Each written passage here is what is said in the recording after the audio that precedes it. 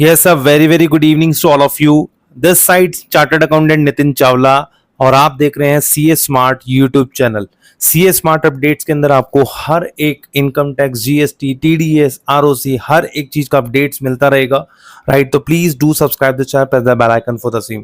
चलिए स्टार्ट करते हैं आज का टॉपिक को। टॉपिक है अपने पास income tax return assessment year 25-26 का जो अपडेट्स है वो मैं आपके साथ शेयर कर रहा हूं। आपको पता है कि इनकम टैक्स की रिटर्न्स जो हैं वो अपने पास उसकी जो डेडलाइंस है वो 31 जुलाई से बढ़ा करके 15 सितंबर 2025 कर दी गई है। तो अभी आपके पास 15 सितंबर 2025 तक का टाइम है जो कि आप अपनी ओरिजिनल रिटर्न फाइल कर सकते हैं, उसमें टाइम है। अगर आप 15 सितंबर 2025 की डेडलाइन मिस कर देते हैं तो आपके पास चांस होता है उसको बिलेटेडली फाइल करना, और बिलेटेडली फाइल की डेट है दैट इज 31 दिसंबर 2025।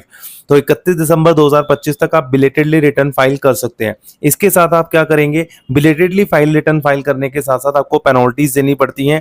अगर आपका टोटल इनकम 5 लाख रुपए तक है तो 1000 की पेनल्टी लगेगी। अगर मोर देन 5 लाख रुपीज तक का टोटल इनकम है तो आपको लगेगी 5000 की पेनल्टी, और साथ में आपको 1% पर मंथ और पार्ट ऑफ द मंथ का इंटरेस्ट भी पे करना पड़ता है।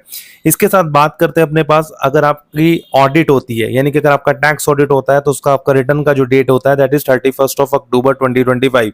31 अक्टूबर 2025 तक अगर आप रिटर्न फाइल कर देते हैं ऑडिट के केस में तो आप पेनल्टी से बच सकते हैं।